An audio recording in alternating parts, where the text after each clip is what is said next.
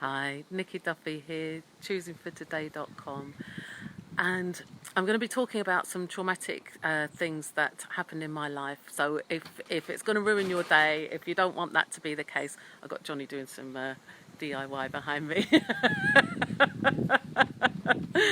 So yeah, if it's going to ruin your day, hearing me talk about stuff that this traumatic it used to be traumatic in my life, then please don't watch this because I don't want to make you miserable.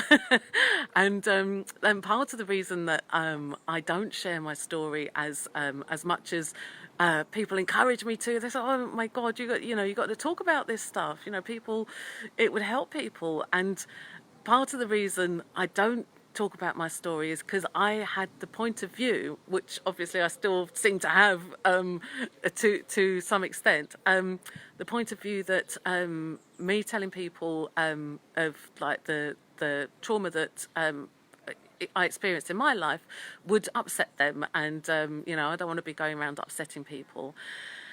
And yet, one of the things that really helped me get through the trauma was the knowledge that other people have been through trauma before. Other people have been through like horrendous situations, horrendous traumas, dreadful things had happened in their lives before, and they'd survived. And not only survived, but thrived as well. Oh dear, I'm shaking a bit. So please excuse the camera shaking. That's my hand. It's a little bit uncomfortable for me to talk about this stuff, and yet it's such a huge part of my story, and it's a huge part of why I do what I do, why I do what I do. And the whole thing. Hi Helen, thanks for joining. And the whole thing of why I called my business Choosing for Today is because of the choice that I made when the trauma happened, and the point where I recognised that I still had choice, even though all hell was breaking loose around me, even though like stuff was going on.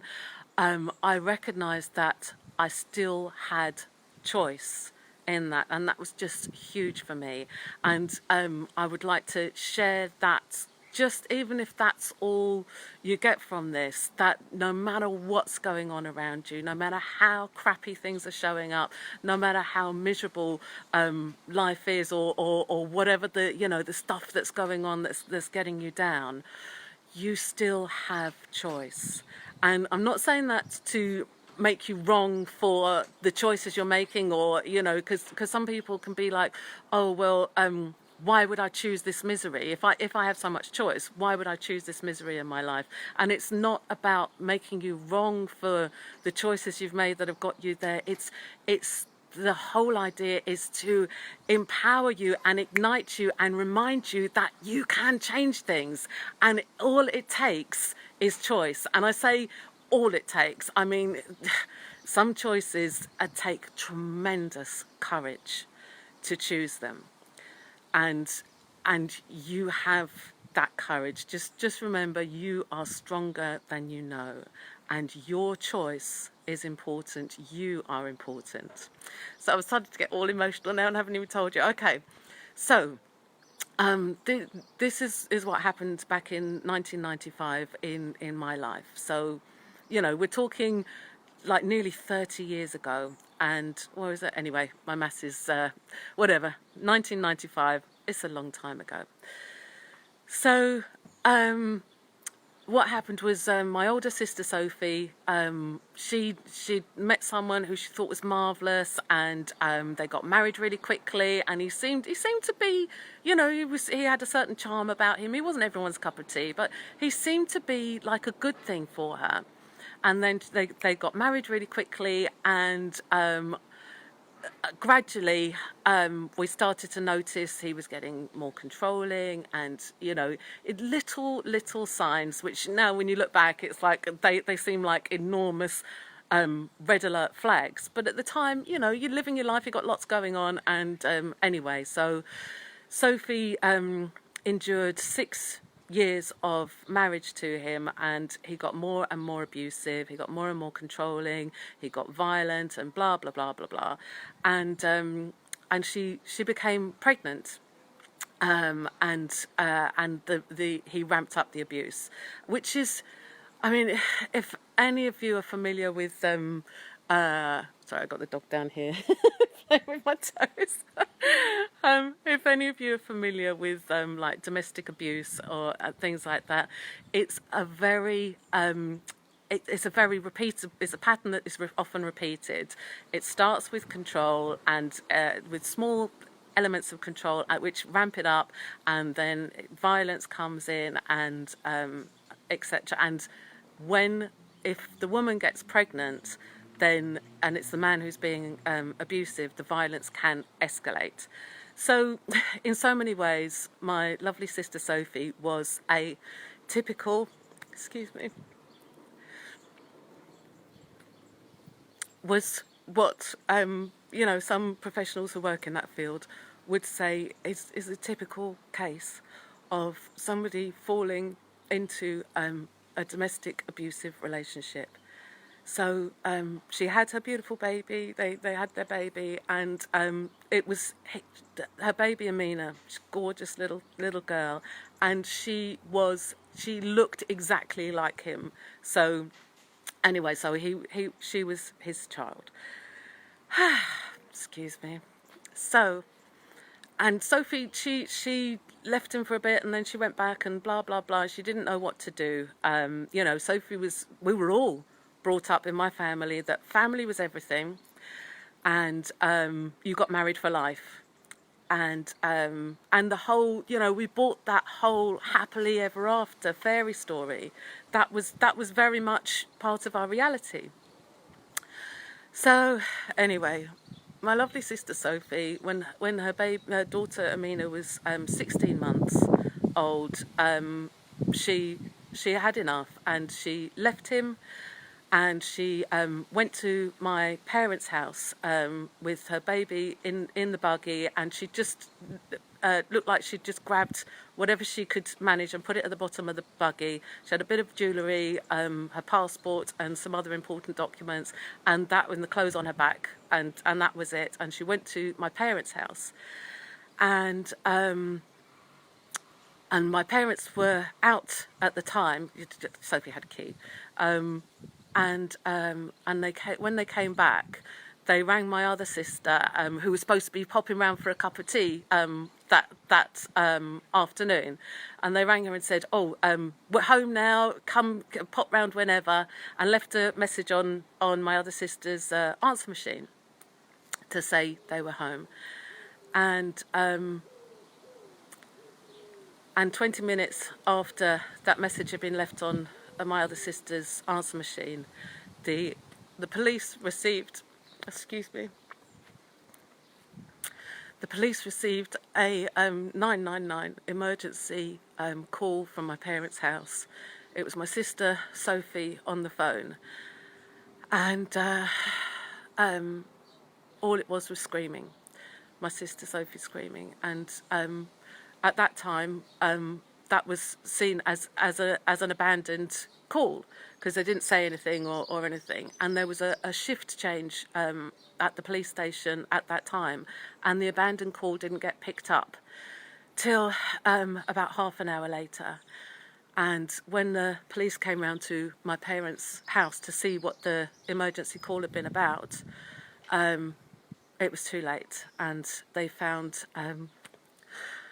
both my parents, my sister Sophie, and her baby Amina murdered in my parents' house. And so I lost, both my parents and my sister Sophie and my baby niece back in 1995 to murder from domestic abuse. So that is my traumatic story, and thank you so much for sharing it with me and listening along with me. And it's just getting a bit noisy here, so I'm going to go to my washing. Hello. I'm just gonna go where it's no, okay. Just if it gets noisy, I'll move again. But yeah, so in that trauma, even though you could say that that's the worst thing that ever happened in my life, and it's it's getting a bit loud. Sorry, I've lost my headphones, so I thought I'd just do it. Getting a tour of the house. Hello. Yeah.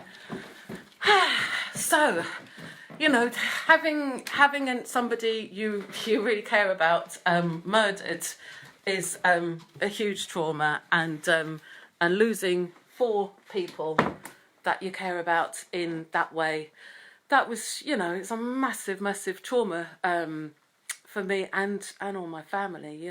My kids lost 2 fabulous grandparents and a fun auntie and their cousin. My kids were like 5, and one had just my youngest had just turned 5 at the time, and my daughter it was just before her 6th birthday. Yeah, so and one of the reasons I'm telling you this is that when it happened, everyone was like, oh, terrible trauma, and it was. I'm not making light of it. It was traumatic. It was horrendous, and there was a moment after the trauma happened, after all the murders happened. There was a moment when sometimes you have just defining moments in your life, and you can see it's almost like you go, it's fork in the road. You choose one way, and your life will be one thing. You choose another way, and your life will be completely different. And it was one of those defining moments just after they were murdered, when I realised that everyone was looking to me as to like how to respond. And there was so much anger. I mean, obviously, it was horrendous, huge amount of anger, and there was huge amount of like fury and frustration, and cries for revenge and bitterness and all of that kind of thing. Helen. Oh, thank you, Helen. Thanks. Helen's saying I'm very brave for sharing it. Thank you. And thank you for saying I'm strong. Thank you. I really appreciate that. Yes, so this defining moment, and it just sort of like sometimes it just gets really clear. And I realised that I could go down the road of like anger and bitterness and hate and revenge, and like, how could he do such a thing? What a bastard! And yeah, or I could make a different choice, and that I was so lucky with my parents. I had fabulous, loving, warm parents. I had lovely family, and I'm still so grateful for that, for every moment I had with them. And to choose bitterness and hate would not just ruin my life and my kids' life and make me a miserable, bitter, crabby old cow for the rest of my life, but it would also be a dishonouring of my parents, of my sister, of the baby Amina. They were so full of joy. They were so loving, and so I chose something different. At the time, I called it, I chose love, which so my story, that's why I talk about choices, and how important your choices are, and how powerful your choices are. Because I know that if I had chosen bitterness, if I had chosen revenge, if I had chosen anger, it would have twisted me into a gnarled up, miserable, angry, bitter, And yes, there were times when I did choose that. There were times when I chose that dynamically. And there, you know, it's choices in every moment. And each moment you can make a different choice, and you can make a different choice, and you can make a different choice. So I chose love, and I kept choosing a different choice, a different choice, a different choice. And sometimes that choice would be anger. Sometimes that choice would be hate. Sometimes that choice would be bitterness and revenge and ugh. And yet I chose again, and then I chose again, and I chose again. And overall, my choices were for my life. You know, my parents wouldn't want me to be miserable for the rest of my life. They would want me to enjoy what I had, you know, and whether they were there with me or not. And the funny thing is, I always feel them close to me in so many ways, and their love and support and their encouragement. So back to my message about choice. Our choices in every moment create our lives. So that's why I talk about choosing for today. And so what could you be choosing for today?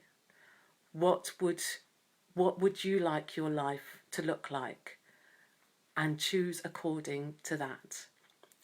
So thank you so much for watching this, and feel free to message me either privately or in the comments if, you know, luckily now, you know, after that happened, I pretty much went on a, perhaps after the first 2 years of like shock and trauma and court cases and everything. He's in prison, by the way. He got life for doing it. So thankfully it's not something I don't have to worry about looking over my shoulder in case he's in prison. So I can't, I've distracted myself now, but yeah, so luckily I basically went on a dynamic searching German journey. I did all kinds of therapy, all kinds of stuff, and I did it first for myself and for my kids, and other stuff, and looked at what worked, what didn't work, and then years back in 2002, I started training myself as a therapist, and finding ways to make our lives better, make our lives, this is our life. Your life is your life. My life is my life. Let's make it the best, funnest, most joyful, exuberant expression of life that we desire. And if it's fun for you to be miserable, then do it well, really go into it. And if it's fun for you to be light and singing and laughing, then do it and go for it. So yeah, so I've now discovered all these wonderful tools, particularly with Access Consciousness, and I teach them and I do one-to-one sessions. So if you would like any kind of guidance or support for yourself or anyone you know, then feel free to message me. And thank you again for watching. It's a relief to be able to talk about this, and yeah.